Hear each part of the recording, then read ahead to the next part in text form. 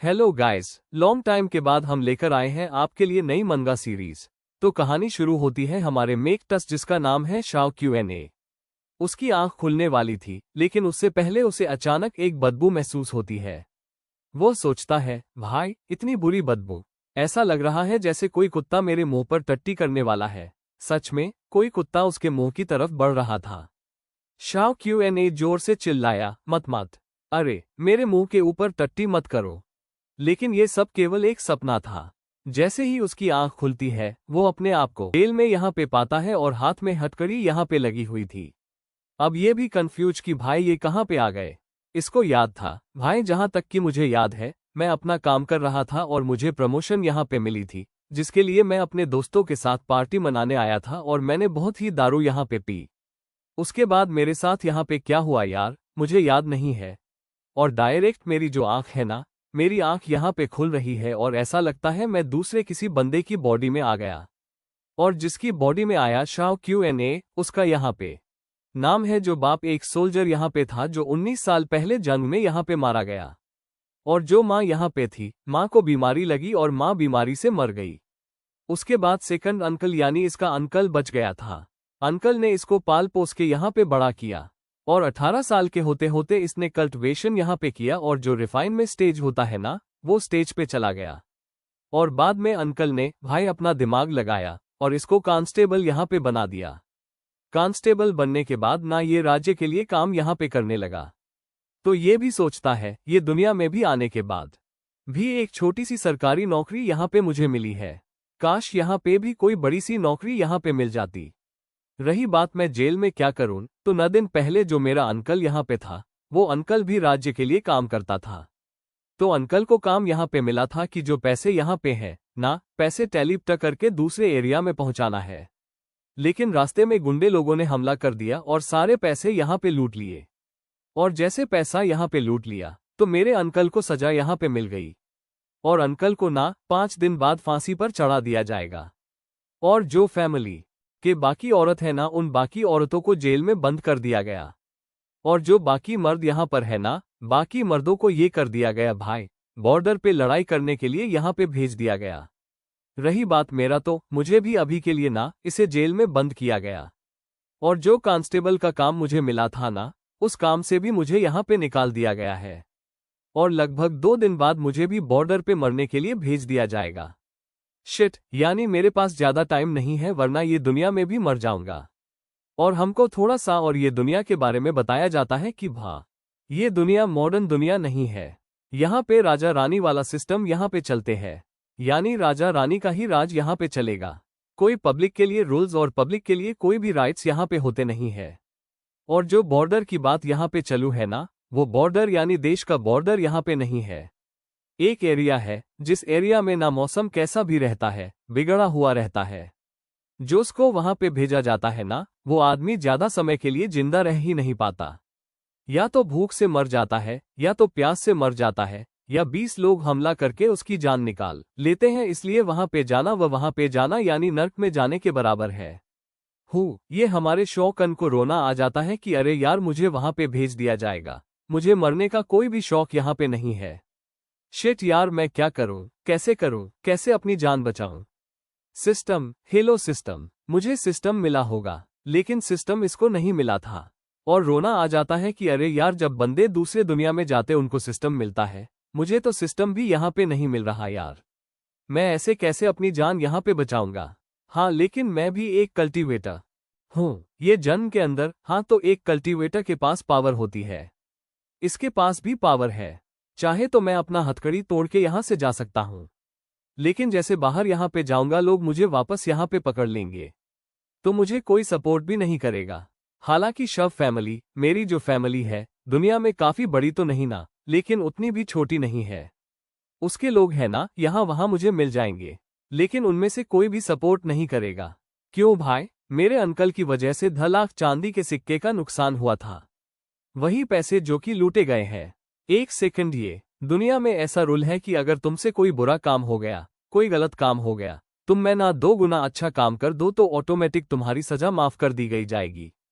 तो मेरे चक्कर में, अंकल के चक्कर में 10 लाख का नुकसान हो गया। मैंने 2 या 3 लाख दे दिया तो भाई आ लोग हमको माफ देंगे। लेकिन 1 सेकंड यार, उतने पैसे लाऊंगा कहाँ से? मैं तो जेल में यहाँ पे बंद हूँ। सोच यार, कुछ तो सोच जल्दी से। उतने में जेल के बारे ना कुछ लोग यहाँ पर आते हैं। तो दूसरा कहता हो जाएगा। तो पहला कहता ओके ठीक है, तुम्हारा शुक्रिया। और उन दोनों में से ना एक बेसिकली इसका कजन यहाँ पे था, और जो सेकंड अंकल है ना, सेकंड अंकल का खुद का बेटा यहाँ पे था। हाँ, तो वो भी सामने से आता है इसके पास और आते ही कहता है सुनो मेरी बात यार। हाँ तो भाई, तुमको जाने की बारी आ चुकी है। बहुत ही जल्दी तुमको ना भाई बॉर्डर पे यहाँ पे भेज दिया जाएगा। हाँ तो भाई जाओ, अपना ख्याल रखना। मैं इससे ज्यादा क्या ही तुमको बोल सकता हूँ। हमारे में कटा को कोई याद आता है भाई, ये मेरा कजन सेकंड अंकल का खुद का बेटा है और ये भी काम धंधा यहाँ पे करता है मेरे जैसा। तो इससे भी पूछा जाता है बताओ भाई तुम्हारा काम का क्या हुआ? ये भी कहता है भा मेरे काम का क्या होगा, मुझे भी काम से निकाल दिया गया है। हाँ लेकिन मैं ना एकेडमी का मेंबर यहाँ पे था, इसलिए एकेडमी के लोगों ने मेरी प्रोडक्शन यहाँ पे दी, इसलिए मुझे सजा यहाँ पे नहीं मिली, लेकिन मुझे काम से बस निकाला गया है। हमारा मैं कट सोचता नहीं भाई, इसको खाली काम से नहीं निकाला गया है, पक्का कुछ और भी यहाँ पर हुआ रहेगा, कुछ और बुरा हुआ रहेगा। जैसे कि भाई इसको पूरे खानदान को सजा मिल चुकी है। आगे चल के इसके बच्चे होंगे, इसका पोता पोती होंगे ना, उनको ना पढ़ाई लिखा का मौका मिलेगा और नहीं अच्छी जिंदगी जीने का मौका यहाँ पे मिलेगा, जिसके बाद इसकी जिंदगी भी झंड होगी। कहीं ऐसा तो नहीं है ये सुसाइड करने के बारे में सोच रहा है? इसलिए ले कहता भाई तू सुसाइड करेगा क्या? हाँ तो वो बोलता तो नहीं है यस या नो, लेकिन उसके एक्सप्रेशन से आइडिया लग जाता है कि शायद ये सुसाइड यहाँ पे कर लेगा। तो वो भी कहता भाई मैं कुछ भी करूं, तुझे उससे कोई भी मतलब नहीं है। तू जा और तुझे जितना जल्दी हो सके, जितना ज्यादा तुझे जीने का मौका मिलेगा ना, उतना ज्यादा जी। तो वो भी कहता भाई ये हार मानने का बिल्कुल भी मौका नहीं है, और जो भी डॉक्यूमेंट फाइल है ना, वो मुझे ला। उस केस का फाइल लेकर आ जिस केस में सारा चोरी चकारी के बारे में लिखा हुआ है। जो सुन, वो भी कहता है उस केस का फाइल तुझे चाहिए? वो फाइल लेके क्या करेगा? मनी मन सोचता भा पिछले जन्म में मैं एक पुलिस वाला था, या मुझे केस करने की मतलब केस सॉल्व करने की आदत है, तो मैं केस सॉल्व करना चाहता हूँ, लेकिन इसको बता नहीं ना सकता।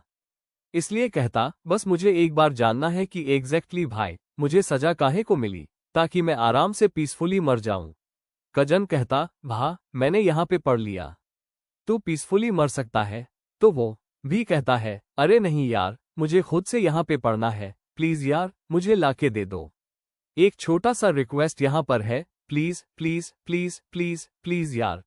जो सुनते कजन भी कहता है अच्छा ठीक है भाई, आराम से बैठे रहे, मैं गया और ये लेकर आया। तो लेने के लिए निकल जाता है। हमारा शौक केवन बैठा हुआ था। मनी मन सोचता है भाई मैंने बहुत ही केसेस यहाँ पे सॉल्व किए हैं। कई बार है ना पब्लिक को गलत सजा सुना देते हैं, लेकिन एंड में वो बेकसूर साबित होता है। मुझे पूरा विश्वास है हम बेकसूर हैं, हमारी कोई भी गलती नहीं है, और हमें ना अच्छे से लूटपाट के बारे में आइडिया लेकर मेन जो क्रिमिनल है ना, जिसने लूटा है, जिसने चोरी किया है, उसको एक्सपोज करके अपने आप को भी पूरे परिवार को भी बचा यहाँ पे सकता हूँ। तो जाहिर सी बात है मुझे बस इंतजार करना है फाइल का। हाँ तो कुछ समय बाद कजन आ जाता है और फाइल लाकर यहाँ पे दे देता है। तो कजन भी कहता है भाई ले लिया, वापस कर। वो कहता है बस मैंने लिया, मुझे रीड करने दो, तुम जा सकते हो। जैसे रीड पूरा हो जाएगा मैं तुमको दे दूंगा। वो भी कहता ओके ठीक है। कजन निकल जाता है। हमारा मैं कटा 2 मिनट जैसे रीड करता है ना, इसको समझ आ जाता है मैं रीड नहीं कर सकता, क्योंकि जिसकी बॉडी में हूं ना वो अनपढ़ जाहिल आदमी है, उसको लिखना पढ़ना आता ही नहीं है। मैं कितना भी कुछ पढ़ने की कोशिश करूं, मैं इसको पढ़ ही नहीं सकता। लेकिन आई डोंट नो कैसे बाद में ये पता कर लेता है कि भाई एग्जैक्टली कैसे रीड करते हैं। हमको पूरी कहानी दिखाई जाती है कि एग्जैक्टली 9 दिन पहले हुआ क्या था। 3 दिन पहले वह इसको सामान पे मिला था, पैसे के लेके जाओ और ले जाके भाई टेलीप करना है। तो एक ब्रिज यहाँ पे था, वो ब्रिज यहाँ पे क्रॉस करना था। लेकिन जैसे ब्रिज क्रॉस करने वाले थे ना, अचानक से एक अजीब सा रिएक्शन होने लगा, जिस रिएक्शन से सब लोग पगला गए, और जो गाड़ी से लेके जा रहा था उस गाड़ी के जो घोड़े ना, वो घोड़े भी पगला गए और नदी के अंदर यहाँ पे गलती से कूद गए। जैसे नदी में कूदे ना, नदी में एक धमाका यहाँ पर हो गया। जैसा धमाका हुआ, हमारे साले सोजे भी नदी में कूद गए, पैसे वैसे यहाँ पे बचाने के लिए। उन्होंने पूरी कोशिश यहाँ पे की पैसे ढूंढने के लिए, लेकिन बस 1200 पैसे यहाँ पे मिले। बाकी जो 5 लाख है ना, बाकी 5 लाख एकदम अचानक से गायब ही हो गया था। तो जैसे पूरी बातें हमारा में कटा पड़ता है ना, वो भी चौंक जाता है कि भाई ऐसा कैसे हो सकता है। अब यहाँ पे आते हैं देश के गवर्नर पर, जहाँ पे गवर्नर भी कहता है, सुनो हमारी बात। राजा ने ऑर्डर यहाँ पे दिया था कि जो भी पैसा यहाँ पे गए ना, उन पैसों के बारे में जितना जल्दी हो सके उतना जल्दी यहाँ पे पता करो। लेकिन जो शॉपिंग है वही चाचा या उसके मुंह से तो कुछ निकलता भी नहीं है। तुम दोनों यार जल्दी करो। तुम दोनों में से एक वचमन यहाँ पे था। वचमन मतलब भाई पहरेदारी करने वाला नहीं, एक इम्पोर्टेंट मेंबर होता है। वो भी कहता है, वेल हम क्या ही करें भाई, हमने उसको इतना मारा इतना कूटा, लेकिन वो सामने से कुछ भी बताने को तैयार नहीं था। और तभी एक लड़की यहाँ पे थी जो एक सेक्ट की सबसे यंगेस्ट डिसाइप है। वो कहती, मेरे पास एक कमाल का टेक्निक है जिससे बंदों के मुंह से सच्चाई निकलवा सकती हूँ। मैंने उसके ऊपर भी सच्चाई वाला किया भी था, उसने सच्चाई उगली है और उसने सच ही बोला। उसको सच्ची में पैसों के बारे में कोई आइडिया नहीं है। तो येसी कहता है, हमको भी पूरा विश्वास है वो आदमी ऐसा नहीं है जो पैसा चोरी कर सकता है। लेकिन इल्जाम तो उसके ऊपर ही आया कि भाई इंचार्ज वही था, पैसा उसने चोरी यहाँ पे किया होगा।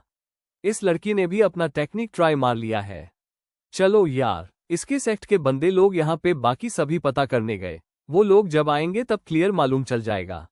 और तब ये लड़की भाई खाने पे पूरा ध्यान दे रही थी। गन्ना चूस चूस के उसका जो बेकार पार्ट है ना, साइड में रखे जा रही थी और एक पार्ट नीचे गिर जाता है। लेकिन जो वॉचमैन यहाँ पे ना अपनी स्किल यूज करता है और बचा लेता है। उतने में भाई बंदा आता है खबर लेकर और ये कहते हुए कि भाई ये लीजिए आपके मोमोस और ये रहा भाई खबर।